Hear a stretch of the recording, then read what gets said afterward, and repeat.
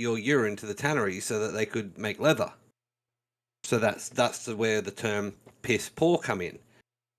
If you were even poorer than that, you were so poor that you didn't have a pot to piss in.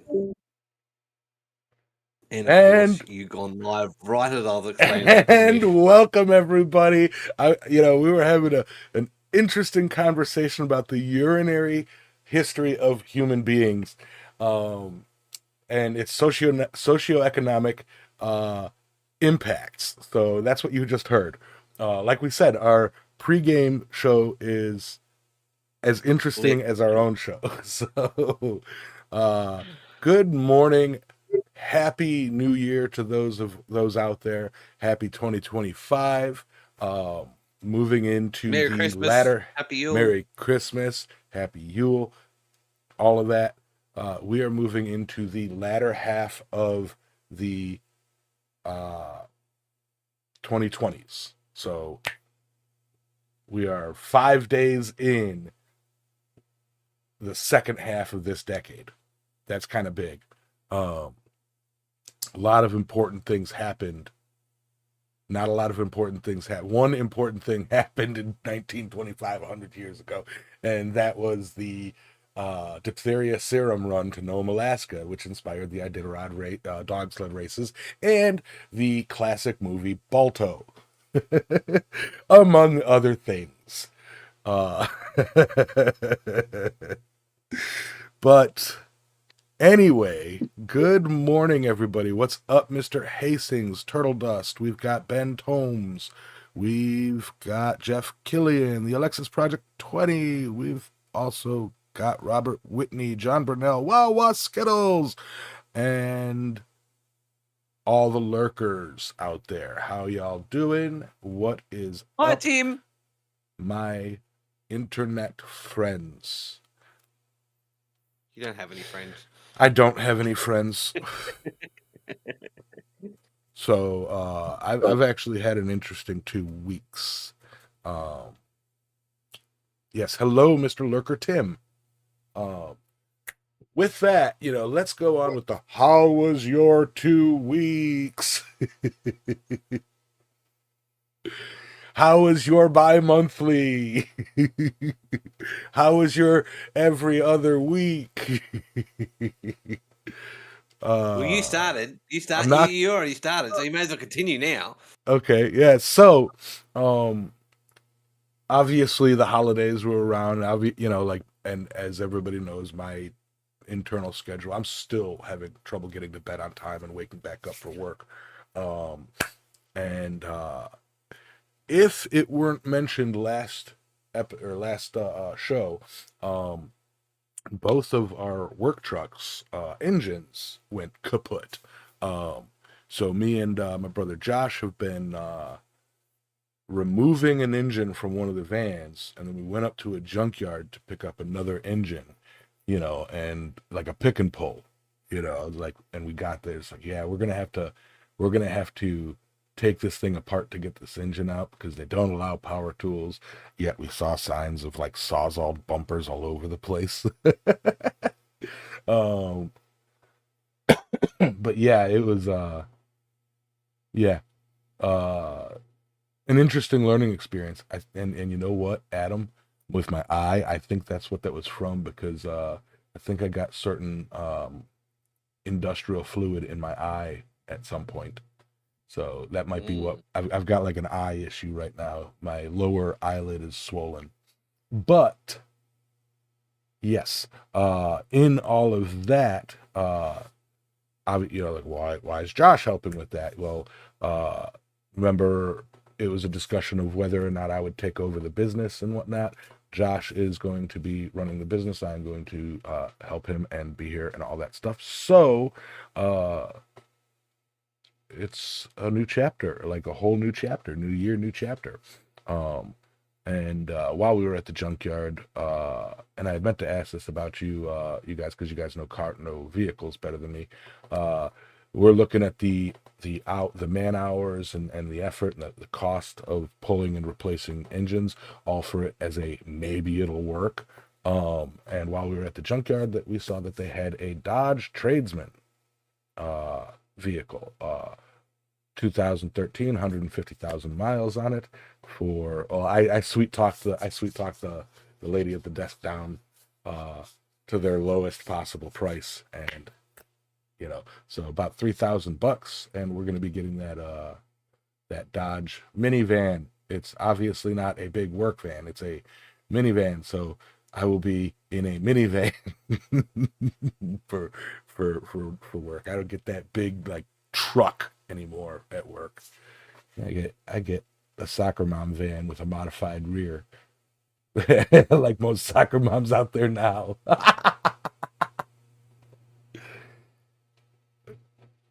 Next. Anyway, yeah, that's about the big things going on for work for me.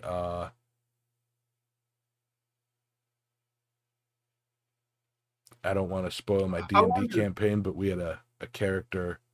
We had some tragic shit happen. Pardon? I said, I wonder if we all get ads at the same time. Because like I'm running like I've got two. I'm on ad 2 of 2 right now. Really? Yeah. I don't get ads. I'm just letting it run instead of hitting the skip. But I mean, I don't. Do you know if they come randomly for each viewer, or does it happen for everybody at the same time? I don't know. I did just hit I don't either.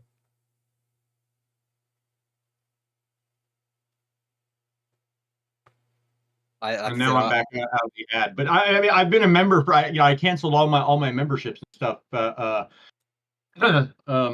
2 months ago, in an effort to like save a little bit more money just in case.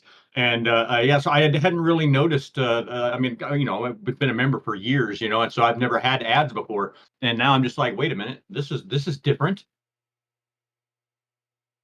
Ooh. Anyways, yeah. So my 2 weeks. So I worked last week, as I always do. Is unfortunately when you work week on week off and contracted hours, you don't get. Sometimes you have to work Christmas.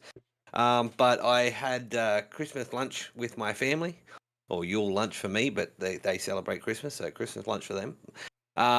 We had our typical massive Australian spread, which was mainly cold meats and salads and seafood and fruits and whatnot. And Yamas is just looks like he's just talking. No, I'm right here. I was plugging in a charger. No. Sorry, for some reason my live stream is lagging behind. Anyway, that's all good. Anyway, looks like I'm mocking me. Sometimes you just do the wah wah wah wah wah and not actually make any sound just to make fun of me. That's what I thought you were doing. Anyway, so I worked, and actually for the first time in a couple of years, I actually had a sick day. Talk about the importance of looking after yourself and all that type of thing, particularly last couple of months. I actually, like you're doing right now, Yamis. For those of you, I think the last episode I said that I'd had the flu, but I have I wouldn't say a lasting illness, but it's a virus that lingers in the body. And a lot of people have heard of Ross River virus or dengue fever. I have its little brother called Barmer Forest fever, and so actually the last month or so I've actually been dealing with a bout of that. So I've been very tired, very lethargic. They call it viral arthritis.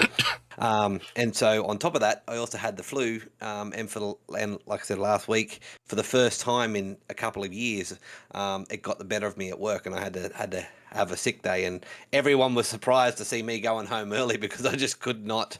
I wasn't able to do it. So, so I put in for holidays, so I've actually got next week off, so I can actually take some time to rest and recover. This week, I've been sleeping on average between 10 and 14 hours a day just because I've been so exhausted. That's, and I've also had to have, it's wet season here, so I've been spending some time doing some maintenance and working on machines and stuff like that in order to get things up and running to keep the property maintained during wet season. But yeah, so like right now it might not look like it, but my eyes are hanging out of my head. I am so damn tired. But yeah, no. Apart from that, I didn't do anything for the New Year's. It was kind of like I got calls from friends and stuff like that going, you going out? Yes, yeah, miss. I just had a question. You have a wet season and a dry season. Is there a moist season between them? No, there's the build up, which is The moist no season. rain. Okay, Very, go ahead. We got it. It's called the yeah, moist season. Yeah, it's very moist. Anyway, so yeah, so this week, like I said, New Year's didn't really do much. I wasn't even awake for the changeover of the year celebration. It was kind of like by 9 or 10 o'clock, I was in bed completely out cold. But Same. Yeah, it was kind of like it was kind of another. It's one of those. 2025 is one of those really weird years. It looks important, but it's not really. Like, I'm hoping it'll be a good year. Like the tire, but apart from that, I've just been moving everything down to the new workshop. I'm slowly getting everything down there. Everything's away from the house. Well, just about everything's away from the house now. And the next step is to get it all set up so I can start forging and also making content and doing live streams and everything again. That's the plan anyway. I need to do run some electricity and whatnot to it first, but and no, Ben, you can't catch it through the internet. But yeah, so that's been pretty much it. I've got next week off. I will be doing some forging next week. I've already been, for those of you that occasionally follow my Instagram or whatnot, I'm catching up with the young fella down the road, Jake, the knife maker.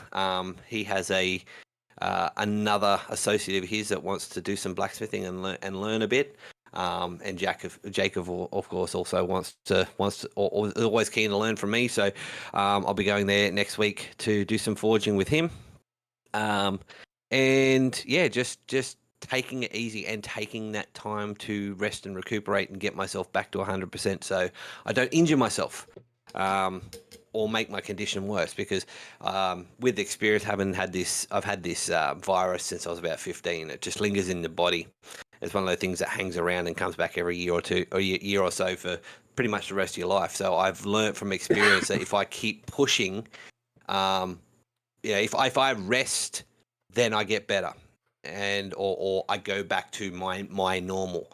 Whereas if I keep pushing and I keep trying to work through it, I get to the point where I end up bedridden for like 3 days and I can't move and I'm just sleeping and barely crawling out of bed.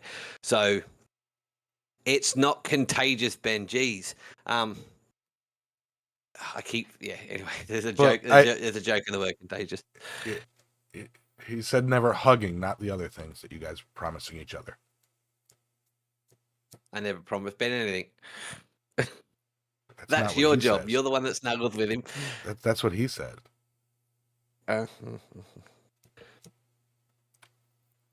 Anyway, so that's it. Alexis, how about you? Yeah, my 2 weeks was my fortnight was I don't know. Christmas was good. I went and spent it with my family. We're off the company I work for. We're closed the 24th, the 25th, and the 26th. So I skedaddled home, hung out with family, got drunk. My middle daughter drove me home, left me in the driveway with the truck running. I woke up at 4 o'clock in the morning, went inside, just the excellent way to have a good drunk, I mean, I don't, and I didn't plan on drinking at all. I was like, because I was kind of in this spot of, I'm gonna, kind of put a pin in the getting, I don't know, lit every night before I go to bed. And so I was like, I'm just not going to drink this year, and it's like, which, it's fine. I'll just sit around here and we'll bullshit and everything will be happy go lucky and all that. Well, then somebody's like, "Hey, do you want a shot of this watermelon moonshine?" And I'm like, "Yeah, I do." And then I'm like, "Well, now that I've had a shot of watermelon moonshine, in for a penny, in for a pound, so went back to the house, and I took my I've got one of them Yeti cups, and I mixed up a vodka and cranberry juice, and this was a large enough drink that this is all the drink I was going to need for the whole day. Like this is going to get me right where I need to be on a nice even keel, and by the end of the night I'm going to be just right where I can just crawl into bed and go to sleep and not toss and turn. My brain will shut off and I won't have to worry about anything, right? What I didn't think about was the ensuing shots that would come every 45 minutes over the next 8 hours. I did not factor in those, oh, hey, let's do another shot, oh, let's do another shot. Oh, well, let's try this whiskey. Oh, here, you want another shot of bourbon. And I'm just like, oh, crap. Yeah, I didn't think, I thought about that the next day. I'm like, because the next day I woke up, I'm like, how did I get that pour up? Like I had one large drink, and then after thinking about it for about 5 minutes, I was like, fuck, I did like 8 shots. Oh, that's what happened. And yeah, the tall Yeti cup, that's the one. And so yeah, so I did not intend to drink, and then that happened, and yeah, and then I spent like maybe, I don't know, maybe 5 days after that not drinking at all, and it really sucked because I don't think I slept more than an hour every night in that 5 days. All I did was toss and turn and toss and turn and toss and turn and sweat. And I mean, like it was a miserable 5 days of not sleeping. And then finally, like about 4 days ago, I'm like, screw it. I went and bought a bottle of vodka, and I've slept like a baby the last 3 days, like 8 straight hours, no tossing, no turning. And I was like, look, you know what? I'm gonna wait like at least 2 weeks before I try this again. For now, I'm just gonna let it ride. I had a good work week. This last week put in about 80 hours, and that's always a good thing because that's money getting put away for possible expenditures. Yeah, I've been playing a lot of video games in my spare time and reading a lot. I mean, like I got in last night, as an example. I got in from my rig move last night about midnight, and I think I stayed up till about 4 o'clock in the morning. I read 2 books in that 4 hours. They're series, small books. They're like 250 pages on my Kindle Unlimited. They're not like novels, but yeah, I read like 2 books last night, and I think I got like, well, almost two. I read all of one and 80% of the second book in the series, and I went, oh man, I gotta get up in like 4 hours to do a show. I better go to bed. But uh, yeah, really digging the reading. I wanted to. I was watching. I know a couple weeks ago I was watching a bunch of stuff on Plus, like Man and Tulsa King, and what's the one with the chick that's CIA, Lioness. I was watching those, but the person whose Paramount Plus account I was on stopped paying for their Paramount Plus, so now I'm just waiting for all of those shows to end so I can buy Paramount Plus and then speed watch or binge watch through all of them and then cancel it before the first month. Why bother drinking? Weed is legal here now. And yeah, Robert, that is absinthe. Robert, yeah, Lonas, yeah, that's man, I really wish I didn't have to drink to go to sleep. I really do. But unfortunately, it's just like I will get there eventually. My therapist has given me some tools to help me along that path, as far as just like mentally, and that's the thing that's the hardest for me is I drink to shut the voices off in my head. And if I don't shut the voices off, I think all night long, and it's just like 30 people in my head yelling at each other, arguing about what about this? What about this? What about this? What about this? What about this? And they don't shut up. It takes a fair amount of vodka or whiskey or whatever, or wine. It doesn't matter. It takes a fair amount of alcohol to shut the voices up in my head. And when they shut up, I mean, it's just like peace. And I can just lay down and close my eyes and I can be asleep in 30 seconds. And I don't want to be that way, but for now I am, and later on this spring I intend to work on that with these tools my therapist has given me, and a few other things, and mostly just because, I mean, at the end of the day, this is a crutch that I've leaned on for over 30 years, and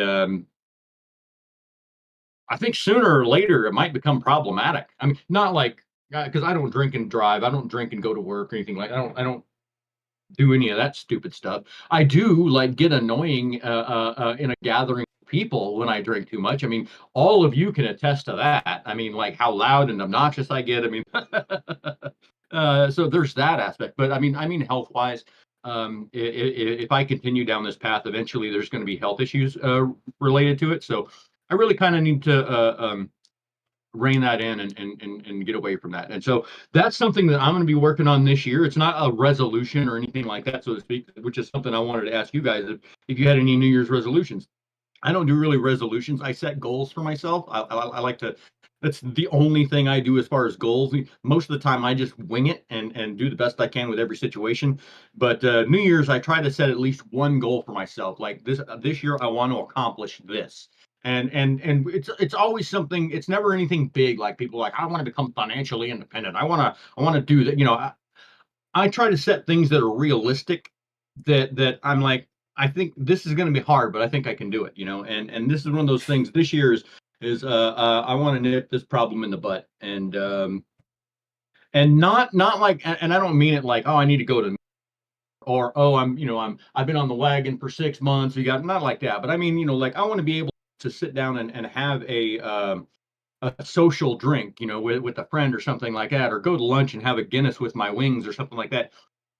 That's fine. What I need to put a pin in is the 6 drinks before I go to sleep in order to go to sleep. That's the problem I want to try to solve this year. So that's my goal this year, is to eliminate that from my daily life.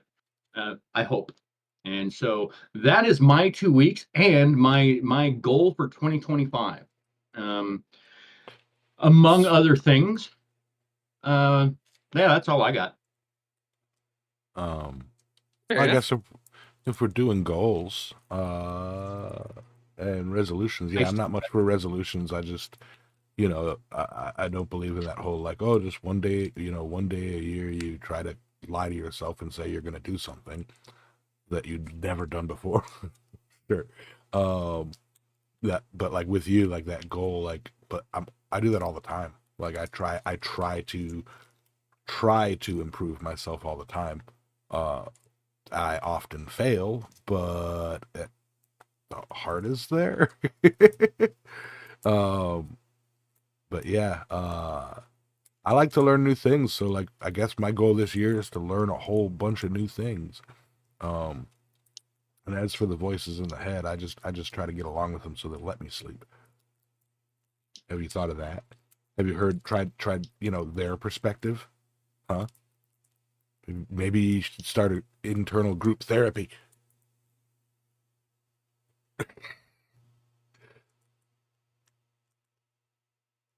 Your nostril looks like a third eyeball. Your nostril looks like a third eyeball.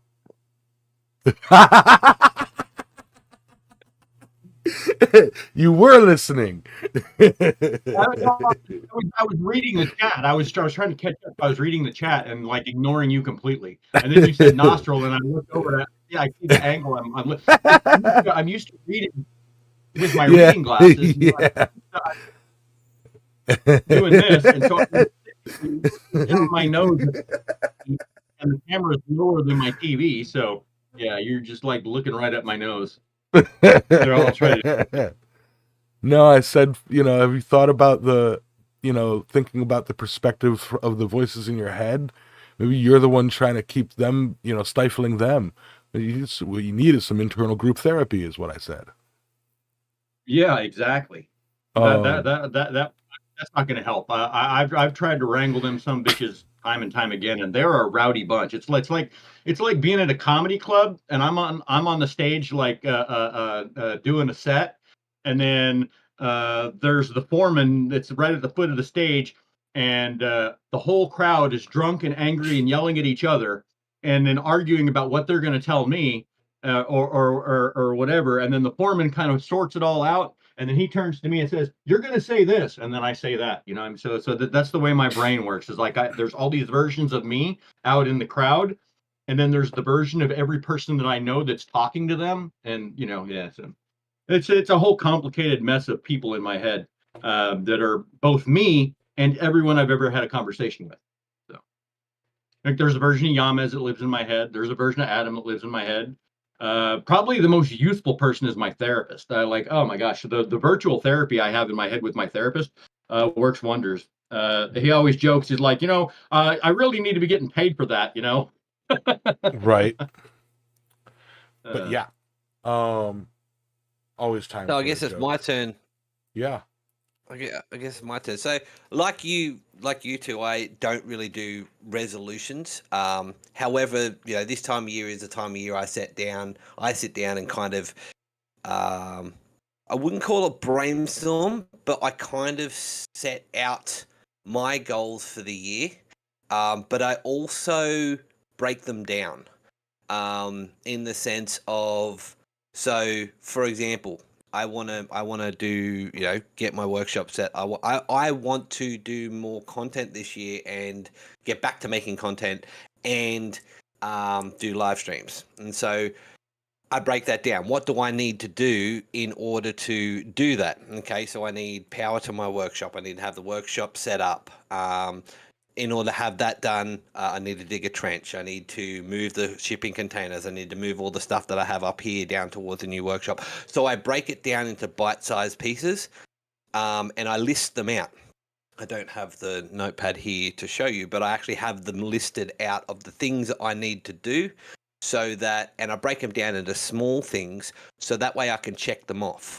Because one of the things I've noticed that works well for me, and it might not work well for everyone else, but it works well for me, is to actually have those things down so I can see I can see the progress.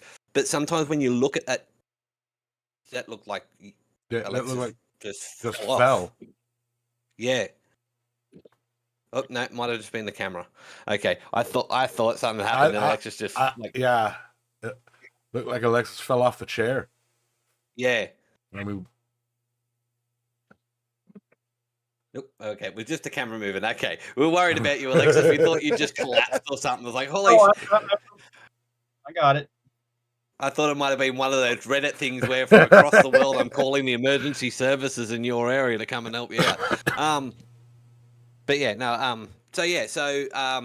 Having that list, in a prominent place, like having it, I will normally have it written out and then stuck on the. I've got a mirror just off to my left, and I'll have it stuck on the mirror with check boxes, so I can go through and go, okay, so I've done the trenching for the electricity, I've set up the forges and all that type of thing, because also as part of that, I'm pretty sure I talked about it in a show, but I have access to someone that works with troubled youth with the YMCA, and he wants to bring out some of the older teens to come and learn blacksmithing as a way to, like, as a therapy thing. They're troubled teens. Some of them have anger issues and all that type of stuff. But to use that in a creative way, no, I won't be doing my knife making. I've already said to this gentleman, I'm not teaching him how to make weapons. I will teach him how to make, decorative items and stuff like that. But so that, having that stepped out. The other thing that I aim to do this year, and this is a more personal thing, is give up on these things. Cigarettes are actually coming. The taxes on cigarettes are currently at 300% in Australia, and they're only getting more expensive. And they've just brought in a raft of new laws in Australia which reduce our packet size and all that type of thing. So they're getting more expensive. They're getting harder to get, and it's. I've given them up before, so it's kind of like, well, it's about time I do that again, for health reasons, for personal reasons, all that type of thing, as well. Yes, as I take another drag, but yeah, so that's the way I do it. It's not so much resolutions as goals, but I like to break them down, and that way, no matter what happens, as long as I'm checking off those boxes, I'm moving towards a goal. I may not achieve the ultimate goal this year or ultimate goals. I have several, but I can check off those boxes and move towards those goals, which helps. When you see progress, you're more likely to achieve or complete something than if you do what Yamez does and gets halfway through it and puts it down somewhere and forgets about it. I don't know what you're talking about. I woke up this morning and I had a random message, Facebook Messenger chat started. Yep. And so for anybody that hasn't ever seen it or whatever, like my online identity, my bio everywhere is exactly the same. It says like former A-10 crew chief, current oil field badass, occasionally a blacksmith, owner, operator of Transcendental Artist Studios, HRT 11421, right? So that's my bio just about everywhere. And I wake up to a random Facebook message from some trans woman that says, occasionally a blacksmith, huh? Ever make a sword? And I'm laying in bed and I'm just like, I made one like 4 years ago. I lean more towards the artistic debauchery, and then just like never heard anything back. I was like, okay. Apparently I answered that correctly because God, I did not want to get into a discussion about making sharp, pointy things. I hate that. But Look, you know how it is. Well, I like what I mean sharp, is, pointy things.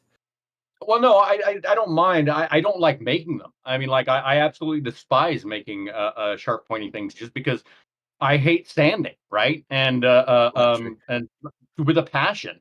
And it's irritating when like people see the word blacksmith and the first thing they want to talk about is knives and swords, and it's like I don't do that. I choose. I mean, like I have several knives that I've made that are in various stages of completion, and as far as I'm concerned, they'll actually never be done. But I don't. Yeah, I just don't even like talking to people about it because it I don't know. It's to me it seems kind of off-putting a lot of times, and it always seems like it's going to roll around to, can you make me a knife? And then I can, but am I going to? Hell no. Abracadabra, you're a knife. Yeah.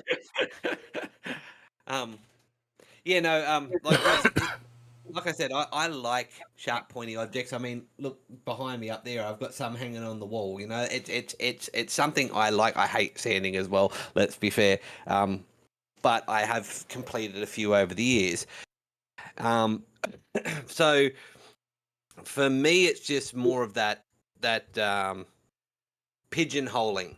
Like not every doctor's a brain surgeon. It's we are a varied and vast community. I mean, Roy doesn't make sharp, pointy things at all.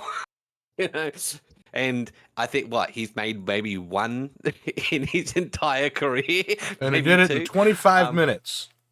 Yeah, so like. But I was actually watching a live stream of another. He's actually a streamer here in Australia, and he used to do reaction videos. But he's just picked up the hobby of blacksmithing.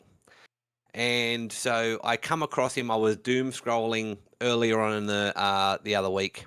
And I come across him, and he was making some Christmas presents. So it was just before Christmas. And he was finishing up some Christmas presents and all that type of thing. And to be perfectly fair, his technique wasn't too bad, but he wasn't up in the jargon and all that type of thing. So I subscribed to him within his chat and stuff like that. And he was talking about Forged in Fire, and how it's the Forged in Fire is now being cancelled, all that type of thing. And I said blacksmithing, it's not a fad, but it's a cycle. And what I've seen is it's about a 25-ish year cycle. So I mean, if you look at the late 80s, early 90s, Abana got really big, and the magazines and all that type of thing, and through the self-help and self-sufficiency movement and all that type of thing, blacksmithing became fairly big. Through the late 90s, it kind of died out. Then we got the internet era, and then the forums and all that type of thing, and then YouTube started, and then we had Forged in Fire, and so it took off again, particularly in the knife making circles. But we're now that fad's died down, a lot of people are also reverting back to a certain degree that age-old adage of you get what you pay for from small creators. So people like us who or people in the community that do this at least as a side gig or maybe as a profession. People are going, hey, I'm going to spend good money, but this is good money that for something that's going to last a lifetime. You know what I mean? So there's a growing amount of people that, whilst there's still a lot of people that will buy cheap things from Walmart or the big box stores and whatnot, but there's a growing amount of people who realize that spending a little bit more up front will actually save you money over the course of many years. I've actually talked to Yamez and Alexis about this before. It's called the boot theory of economics. That an expensive pair of boots, an expensive pair of work boots, for example, will actually cost you less in the long run than buying a cheap pair of boots. The Sam Grimes theory, or socioeconomic theory concerning boots, is what it's called. Right. Okay. Did you just look that up or something? No, I know it because I'm, Discworld. Yeah. Yeah. I know it. Yeah. And it makes a lot of sense, and it's something that I kind of do myself. Sometimes it's worth spending a little bit more money to get something that lasts than it is to buy cheaply. Sometimes you can't avoid buying cheap. You can't avoid buying cheaply because that's all you've got. So it's one of those things. But I've noticed personally that a lot more people are, particularly with the current economic situation across the world, where things are most countries are in some sort of economic stress. I mean, Australia is still where we still have relatively high interest rates. I believe the US has started dropping their interest rates, but Australia has been keeping ours is keeping ours high until probably at least May this year. So a lot of people are experiencing a little bit of tightening of the belt, so to speak, but those same people are realizing sometimes spending a little bit more to have something that lasts is better. But also, as a result, people are also a lot more willing to barter, to exchange goods and services as opposed to cash, which I love. If I can make something out of nothing and exchange it, then that's even better. So yeah, that was a long-winded way to say that's how I do my resolutions. Yeah. Speaking of tools. Hey, come on now. I am. I'm a great big tool from down under. No, I saw Ben comment a few times, and it's like, oh yeah, he's a tool. No, I'm just. Speaking of tools, another thing that happened in a year 2020. So, what would it be? 3,500,025 BC. Yeah. No. Right on, Jack. I've got to do a correction. To a couple of years ago, we were talking about the earliest archaeological finds for human civilization, and whatnot. I wouldn't call it a correction, Yamez. More of an update. Yes. Because at the time we were working with the information that we had, and there's now new information. Yeah. Now, the earliest known that we know of tools, shaped stone tools, is 3.5 million years ago. the Lomaki. I gotta look it up a sec. But yeah, it was in Kenya. It was a dig site in Kenya, and they found rocks and stones that have been chipped and shaped from like pre-Homo sapien lineage, like hominids, some of the earliest hominids 3.5 million years ago, which is our ancestors. They were the human species that did that first known tooling was Homo habilis, which means handyman. Well, that's what I'm saying. I think this is before Homo habilis, because this is before the Homo genus. This is like, oh, you know, very, very, very, very, very close to the split, the evolutionary split, divergence or whatever it's called, from They weren't even hominid. Yeah, they were hominins, but they weren't even Homo. They were Australopithecus african yes, afarensis. That's what it was. Yeah, and it is actually what, if you really, really look at it, it's what allowed hominids to evolve into, you know, the Homo genus, you know, Homo habilis, Homo erectus, Homo sapien, etc., etc., etc. Because what the tools were found to be used for was, after, you know, a kill or scavenge or whatever, eating the meat, also cracking the bone and eating the marrow, which is, you know, if you think about biological evolution, a big old brain is very caloric intensive. It is very energy intensive. So having that additional ability to get additional and diverse nutrients, you know, to facilitate the energy required for thinking, hey, we live in this tree area. There's, you know, the grasslands are expanding. We need to get to that other tree area, you know, and to be able to think of ways to do that without getting attacked by, you know, a big toothed cat or whatever, you know, allowed the brain to function, and to do that also, like that cyclical thing of like creating a tool to bust open, eat more you know, nutrients, and, you know, which allowed the brain to evolve even larger, which allowed them to think about improving the tools. And that all started 3.5 million years ago that we know of. Yeah. So speaking about tools, you know, like the earliest smiths was 3.5 million years ago, shaping rocks to use as tools. What do? We burn rocks to shape metal to make these tools, you know.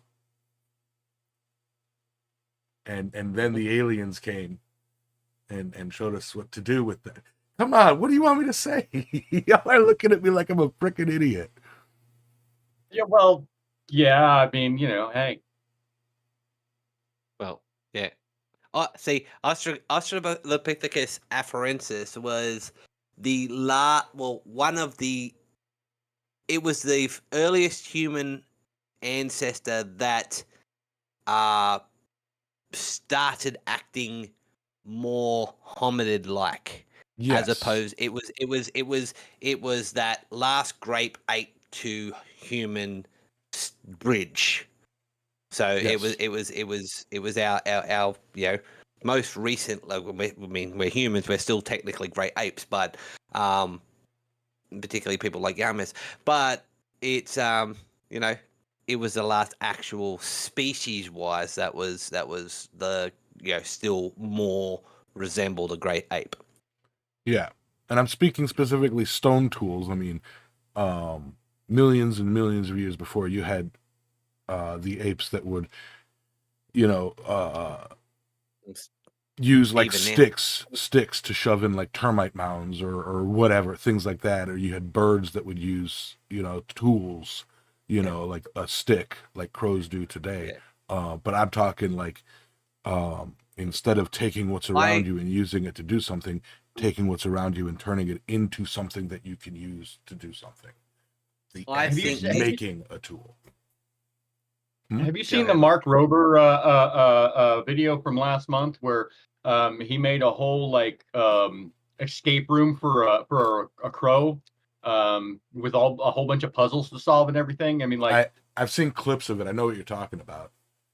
yeah, that blew my mind. Like I mean, you just watching the video, you're watching the crow learn how to solve these little puzzles, to move on to the next puzzle, to move on to the next, and then it's like it was in my mind, it was even better than the squirrel Olympics that he did in his backyard, you know. But Right. just what you know, you a lot of times we think of ourselves as the intelligent species on the planet, and we take for granted that you know, that just because these animals don't have the level of communication that we do, that you know that it's just a bird, or it's just a pig, or you know, whatever.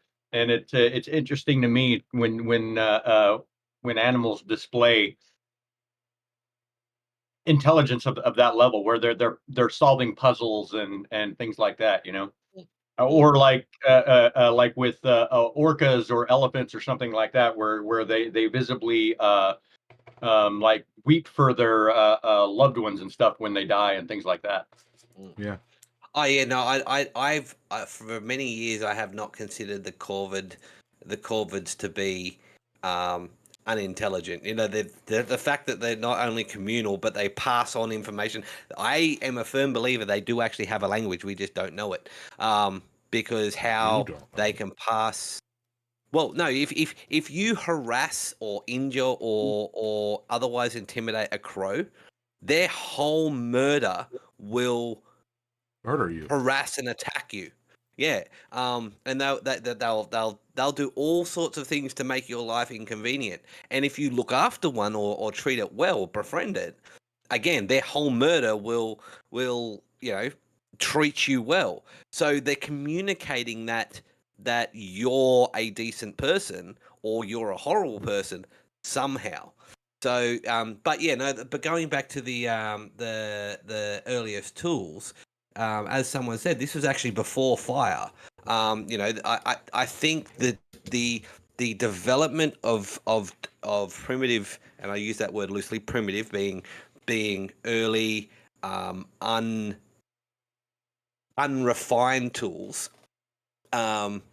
was like hammers and of course knives and stuff like that, or axes, was one of the two major points in human evolution. So you've got the usage of tools, for example, to get the bone marrow, which helped our neural development, and then of course the creation and usage of fire, the controlled usage of fire to cook proteins, which actually helps you know, the human body use them more efficiently. So I think those two things, like, so early adoption of tools, fire, and then the adoption and use of metal tool, or you know, more refined tools, has led us, in my opinion, to be the premier, I wouldn't say dominant, but premier species of the planet. You know, we're the ones that, for all intents and purposes, we do contribute to the outcomes of a lot of what happens on this planet. So I find that extremely interesting, and particularly considering that you know, of that, it's easy to conceive that the first three tools would have been a hammer, a knife, and an axe. Yeah. So I want to ask a positive question. Do you think that the development of tools is what inadvertently took humans out of the food chain? We're not out of the food chain. We're just smart enough No, to no, not no, put no. ourselves in it. No, we are out of the food chain because no other species depends on us to as food. We are not a food item for a species of animal. We are technically, I mean, we are the top of the food chain, but I mean, technically, we took ourselves out of the food chain by you know, there's nothing that eats us to stay alive Anymore. I mean, yeah. yes, we can be eaten, but I mean, we're specifically not a food item. for like whales eat plankton, foxes eat rabbits. I mean, like they're I don't a lot of know. species of animals have a specific other living creature that is their primary food source, right? I We don't are know. nobody's I'm a primary. treat No. to cougars. No, I don't think so, because if you look at the other great apes, chimpanzees, orangutans, gorillas, for example, they don't really have another species that predates on them predominantly either. Not to mention, as a species, and this is getting rather philosophical and a little bit away from blacksmithing, but as a species, we are forward-eyed, so we are binocular visioned, omnivorous predators. And it's not very often that you look at an ecosystem where a predator is a prey creature, right? We are predators. We are pursuit predators. We one of the humans' natural adaptations is we hunt by chasing things down. That's apart from our big brains, one of the walking upright is relatively energy efficient, and we can outlast a lot of things. So and being predators, like think like, what preys on a bear, what preys on a cougar, what preys on a coyote, what preys on a wolf? Cubs Do prey you know what on preys on a cougars. human? Other humans. Other humans. We Yeah. are the best in the world at killing each other. Yeah, but that's what I'm saying. But as a predator species, making tools, didn't really take us out of the food chain. We were all where we were a predator already, so we were already, I wouldn't say at the top of the food chain, considering that lions and tigers, particularly coming from the cradle of life in Africa, we did have creatures that preyed on us as well, but we weren't a primary food source, and we were a predator. So we were already towards the top of the predator species, but I think the creation of tools elevated us to the primary predator of the globe, of the world, of Earth, of Terra, whatever you want to call it. We became the primary predation species on this planet. And yes, we can still, I mean, look, a lion will still take out a cheetah, and a pack of hyenas will still take out, other predators and stuff like that if they can. So predators will always prey on predators. A shark will eat another shark. A dolphin is a predator as well, and so is a killer whale. They will. Exactly. So predators will always take on predators. We're always going to be somewhere on the food chain, but we have the development of tools, and also which led, of course, to the development of our brains and stuff like that, elevated us to a position where we are the primary predator of this planet. Lock and load, brides of Christ. Actually, I think that's to the point where we have now kind of removed ourselves from the natural food chain, in the sense that we farm. We no longer, hunting for most people on the planet is a recreational activity, as opposed to a necessity. Most people nowadays don't have to hunt for their food. They don't have to forage for their food. We now have people that grow our food and farm our meat. For most people don't have to. They've removed themselves from the normal essentials of life. So, that's in that sense, I think we've removed ourselves from the food chain. I'm forging a pair of tongs right now. That's why I'm like looking down, and you hear tapping and all that.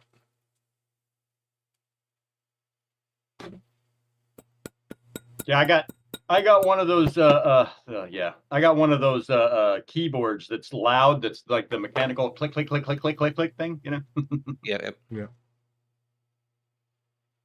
But I mean, think about it. Rob just said the snow apocalypse approaching my area. Foraging for food, flour, TP, milk, eggs is a real thing. Yeah, but I mean, think about your ancestors, right? They would have spent all summer and all winter, stockpiling food or creating food or whatnot. Okay, that's interesting, Yamas. But they would have spent all summer and all spring and all fall, autumn, getting prepared for just the winter. That's no longer something we have. That's no longer something most of the population of the world has to do. We've got several billion people. Because a lot of this to say, increased intelligence and all that stuff. We plan ahead. The ability to, with increased intelligence comes the ability to plan, and as it goes in more increased intelligence, more and more ability to plan further ahead. Blah blah blah blah blah. Most of us, at least, that as a species, the ability to plan and make a, I see it, make a, what's it, I lost it. Plan. Okay, we know we need shelter for the winter.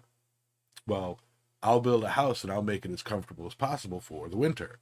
Led to I need to make sure I have food for the winter. And as time grew on, I gotta have food for this week. And as time grew on, it's like, I'm hungry today. And then the ability to run to somebody who stocks food, even though you don't. My refrigerator is full of condiments and a jug of tea. That's what I have in my refrigerator.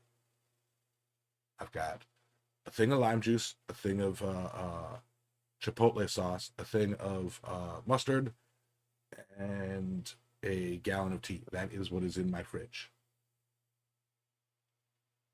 But yeah, talking about you were talking about houses and stuff like that, right, Adam? Kind of, not really, but yes. Shelter.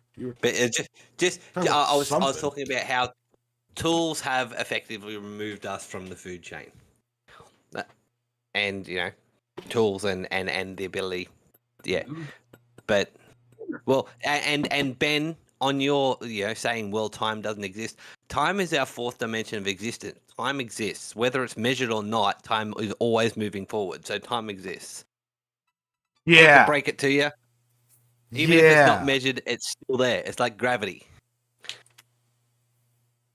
Time is a universal constant. Constant? No, kind of constant. It's a funny thing. Light's a universal constant, but even light takes time. Yeah. The only constant is change.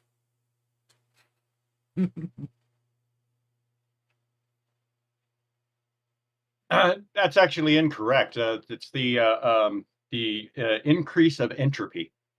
Yeah, which is change. Yes, Jack. Maverick, right. I get that reference. For those of you that don't like British TV, you won't. It's not that I don't like British TV. It's just that I don't watch TV. I watch. And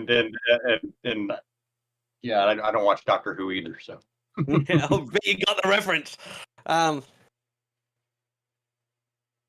someone that likes Stargate, I'm surprised you don't like Doctor Who. You don't watch Doctor Who. I like Doctor Who, but I don't get that reference.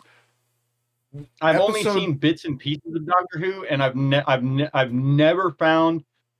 So, like, if I watch or read something, I have to. It has to hook me, and I've never found anything about an episode of Doctor Who where I went, "Oh, I should watch this." I'm just like, yeah, okay. What else is on? I don't know. It's never piqued my interest as to being something worth watching. I don't know why. It just.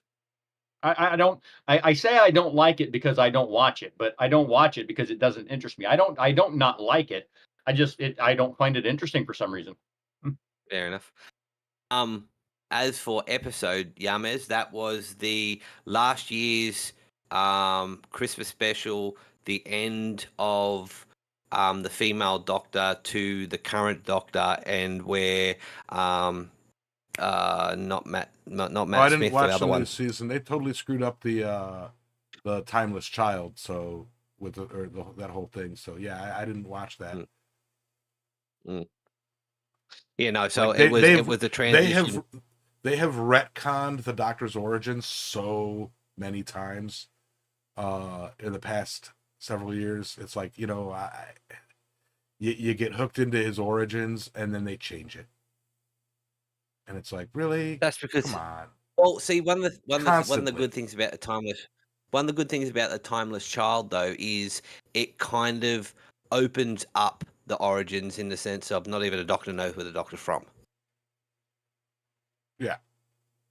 You know, Well, so and that's the thing, like that with the whole, like not even the Doctor knows where the Doctor is from, all that blah blah blah blah blah. After an almost 10-year overreaching story arc where they discovered where the Doctor is from, you know, and it was this big thing, and then to go 3 or 4 episodes and be like, yeah, all of that was wrong. It's like you just retconned 10 years of story, you know, because why? Like 10 years of good story. Yeah, if you say so. Anybody seen the Lower Decks yet? No, I haven't. I have watched a couple of episodes of the Lower Decks, but I haven't. I have done a few Upper Decks. Oh, the Upper Decker. That's the good one. But no. If you don't know what an Upper Decker is, you gotta look it up. Oh God, I just totally lost my train of thought now. Thanks. Oh, I was the Lower Deck. Yeah, I was in a live stream yesterday. One of the people was talking about how they had kind of come up with that idea of that like 10 year that show idea like 10 years ago, and then never did anything with it. And this is somebody that writes for TV. And then they actually never really followed up on that idea of like the dark match Star Trek, you know, like they thought of it like Star Trek the night shift. You know what I mean? Like you know, not the people you see on TV. It's the people at night that are just screwing around. And then the Lower Decks came out, and they're like, yeah, that was kind of my idea a decade ago. But, and they said it was pretty decent, so I might check it out. If Well, I also started watching the Orville because I like the idea of the Orville is so good. Yeah, Star Trek with strippers and booze. And you know, I've enjoyed it so far. Like I'm only maybe 8 episodes in, but yeah, because I like you guys. I don't watch TV much. I don't feel comfortable sitting down and watching TV. You know, I'll watch YouTube videos and stuff like that whilst I'm having my morning coffee or whatnot. But I much prefer to be doing something than sitting down and watching the movie. I mean, for the first time in I can't remember how long, my wife and I sat down and watched a movie tonight before she went to bed, and that we actually watched a English dubbed Korean martial arts film, and it was so freaking cheesy and corny and tropey. It was unbelievable, and the English dubbing, whilst it was good, it completely completely lacked emotion.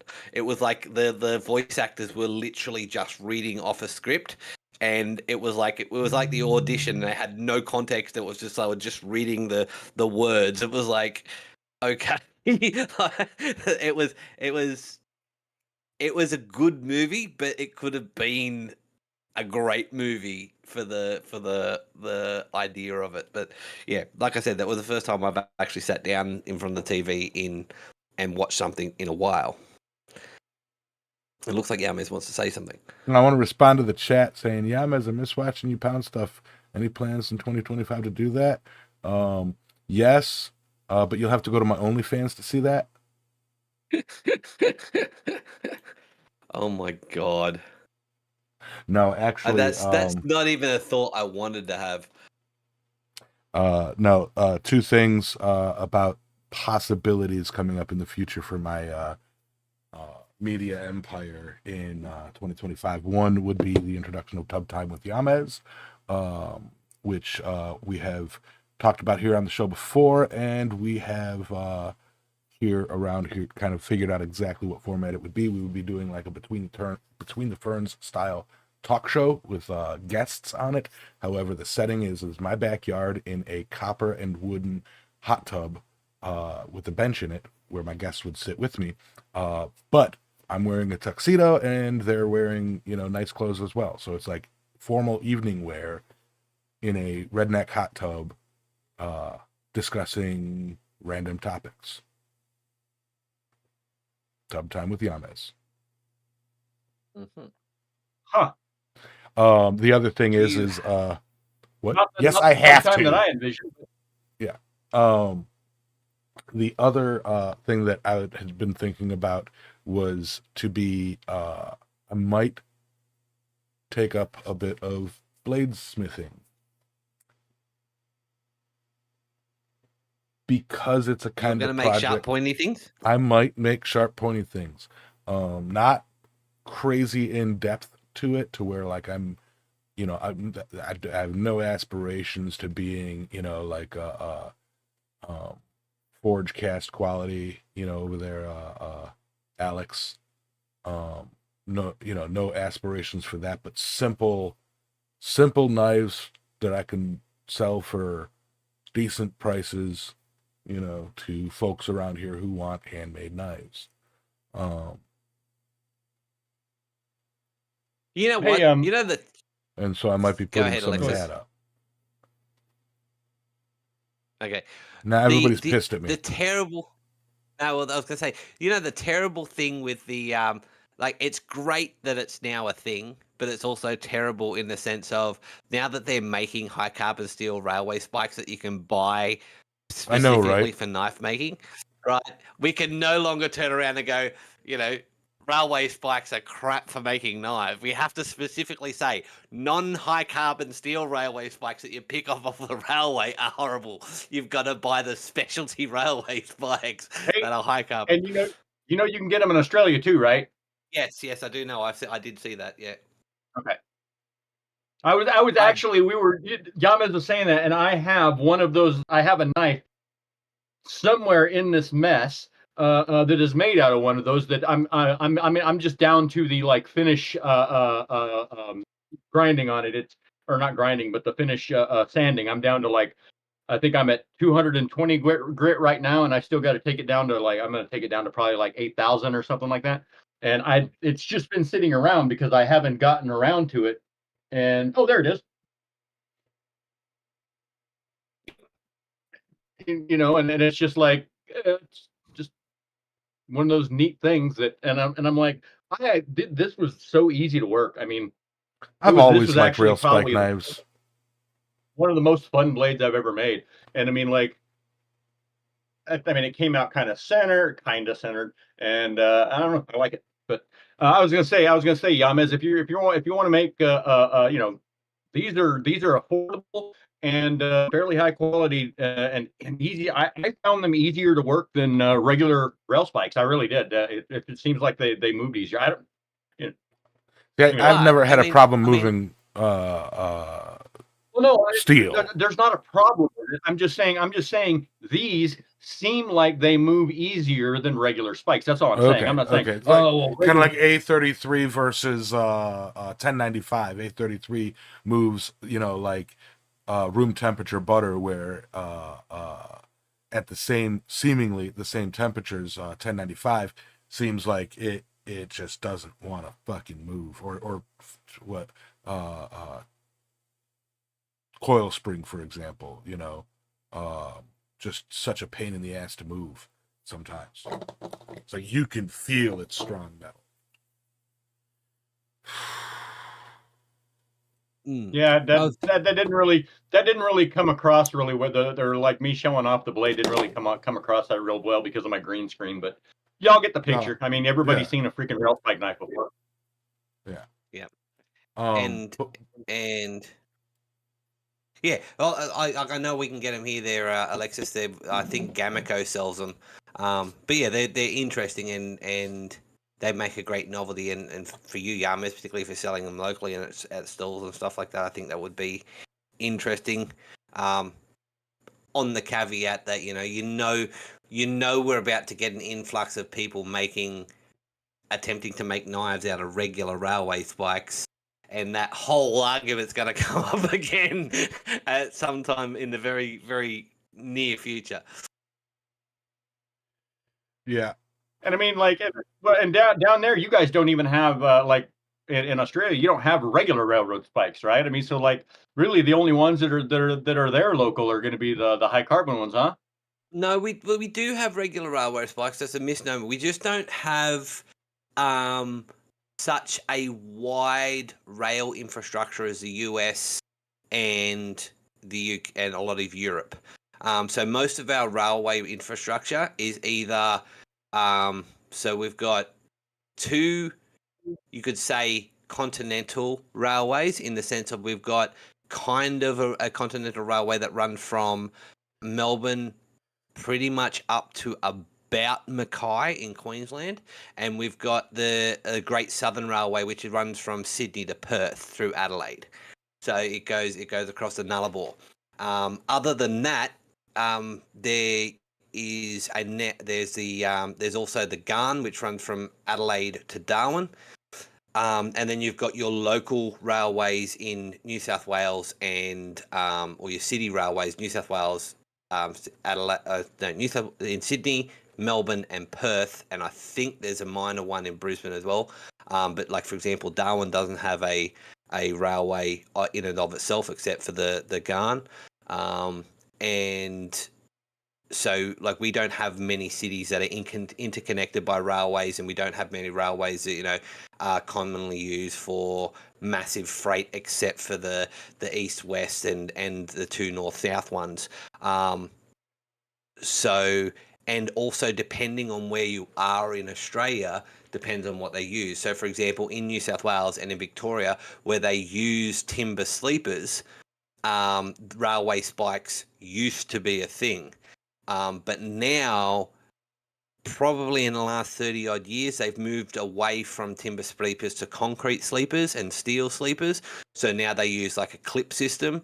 So railway spikes aren't so common. However, I do have, there are here in Darwin where they used to have ironwood sleepers on the on the Garn. There are historical railway spikes, and in New South Wales you still come across a lot of railway spikes and whatnot. They're just not as common anymore, and they don't generally make them new anymore. Like when timber sleepers are replaced, they're generally replaced with concrete. So once they're transferred out, they're no longer used. You know what I mean? So it's not a new production thing. So it's less common, and it's getting even less common as time goes on. So yeah, but yeah, they do exist here. But yeah, and there are a lot of them. I mean, I have a bundle of them out in, well, it's now down at my new workshop. So of mild or regular railway spikes, but I do want to buy some of those high carbon ones just to have some sitting in my workshop. If I decide to make some knives out of them and whatnot, I can do so. Yeah, I bought 10 of them at Quad State. Charles and Randy showed up, and I think they were only there for like one day, but because it was raining the whole, it rained the whole time except for Saturday afternoon or Saturday morning, and yeah, they set up for like a day, and I specifically had cash to buy. I wanted to buy a set of 10 of those, and I did, and this is the only one I've done anything with. But no, wait, I take that back. I did take one to see. I was going to see if I could make like a little needle type sword, like to see how, like, if I could draw it out, how far I could draw it out in something that was, like this wide, but only like maybe 3/8 of an inch to a half an inch across, and in the middle of messing with it, I wound up stress cracking from all of this, and so I wound up throwing that one away. But so like my back scratcher, Yeah, You kind know? of like that. Yeah, which this is the head of the spike, flattened and shaped, and this is the spike of the spike. So at those sizes, flatten that out, stretch it out, you'd probably get another, 3 or 4 inches. So you're looking about yay long, if by the dimensions what you're talking about. If you're to flatten this out to lengthen it, and keep any meat to grind and sharpen, you're talking about 2 foot, roughly. Small swords with thrusting weapons, so you don't really need to put an edge on it. It's just shape it out to a point. Yeah. And Yeah. that was I just wanted to see what I could, because I did the handle part first, this, so that is there, and then I take the rest, because the rest of the spike is like there's that much, and then and yeah, I had it drawn out probably maybe about a foot, and then then I noticed it was stress cracking right at the end of the handle, and I was like, well, never mind, I'm not going to keep doing this.